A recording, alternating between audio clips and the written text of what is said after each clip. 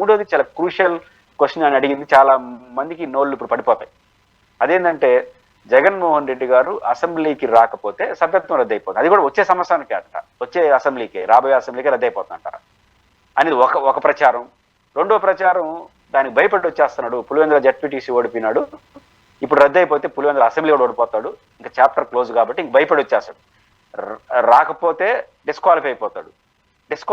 వచ్చేట్టుగా అంటే డిస్క్వాలిఫై అయిపోతాడు కానీ భయపడి వస్తున్నాడు.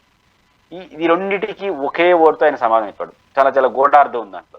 అదేంటంటే మీలాంటి జర్నలిస్ట్ అడిగినప్పుడు ప్రజాస్వామ్యంలో సాధ్యాసాధ్యాలు క్వశ్చన్ చేస్తూనే ఒక మౌలికమైన ప్రశ్న అయ్యాడు. అయ్యా బాబు, నేను కోర్టులో పిటిషన్ వేస్తున్నాను, నాకు ప్రతిపక్ష హోదా, దానికి సమాధానం చెప్పండి ఫస్ట్ అన్నాడు. ఇది మౌలికమైన ప్రశ్న చాలా. ఎందుకంటే జగన్మోహన్ రెడ్డి గారు కోర్టులో పిటిషన్ ఏమైనా వేసినాడు, సో నిబంధనల ప్రకారం నన్ను ప్రతిపక్ష నాయకుడిగా గుర్తించమని ఆదేశించమని కోర్టుకు ఆదేశించే అధికారం లేదు ఆ స్పీకర్ని. స్పీకర్ ఇస్ ఇండిపెండెంట్, డైరెక్షన్ ఇమ్మని అడిగాడు. ఇంతవరకు వీళ్ళు ఆన్సర్ చేయలేదు కోర్టుకి. రీజన్ ఏంటి? బయటకు ఏం చెప్తున్నారు అశోక్ గారు, 10% మీకు ఎమ్మెల్యేలు లేరు కాబట్టి, ప్రజలే మిమ్మల్ని ప్రతిపక్ష నాయకుడికి గుర్తించలేదు కాబట్టి మేము ఇవ్వలేదు అంటున్నారు. ఎక్కడ చెప్తున్నారు? పబ్లిక్ మీటింగ్లో చెప్తున్నారు. మరి కోర్టు కింద చెప్పట్లా? ఒక లెటర్ జగన్మోహన్ రెడ్డి గారి స్పీకర్కి ఒక లెటర్ రాశాడు. ఒక లెటర్ రాసుకొని మీరు తప్పు చెప్తున్నారు, మీ నిబంధనలు వదులుకోవు, ఫలానా నిబంధనల ప్రకారం 10% కావాలి, మీకు లేవు కాబట్టి ఇవ్వని ఒక ముక్కలో చెప్పవచ్చు కదా. కోర్టుకి చెప్పట్లా, లెటర్కి డైరెక్ట్గా లెటర్ రాయట్లేదు, ఉపన్యాసాలు చెప్తున్నారు. లాజిక్ ఏంటంటే అసెంబ్లీ ప్రొసీడింగ్స్లో ఎక్కడ కూడా 10% ఉంటేనే ప్రతిపక్ష నాయకుడిగా గుర్తించాలని లేదు. అధికార పార్టీకి రాజకీయ విభేదించే పక్షంగా ఉండాలి. 2 ఉన్న విభేదించే పక్షంలో మేజర్ గ్రూపుగా ఉండాలి. 3 స్పీకర్ గుర్తించాలి. ఇది ఉంది తప్ప ప్రతిపక్ష నాయకుడు ఎవరనేది 10% ఉండే వాళ్ళని గుర్తించాలని ఎక్కడా లేదు.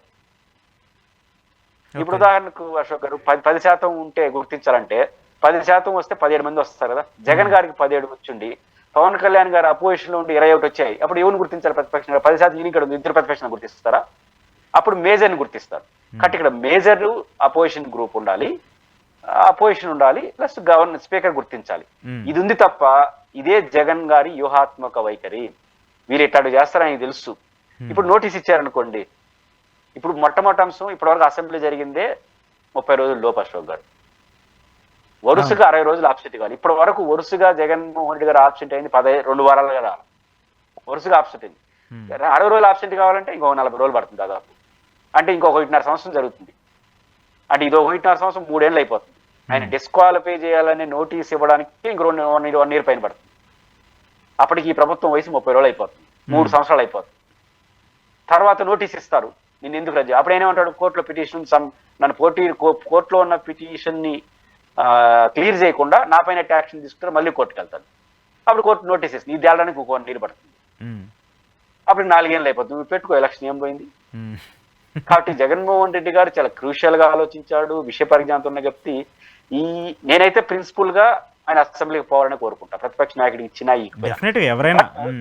రాజకీయ కారణాలు ప్రేరేపితమైనప్పుడు ఆయన రాజకీయంగా మంచి స్టెప్పే తీసుకున్నాడు. రాజకీయంగా అసెంబ్లీకి పోవడం తప్పు నా దృష్టిలో.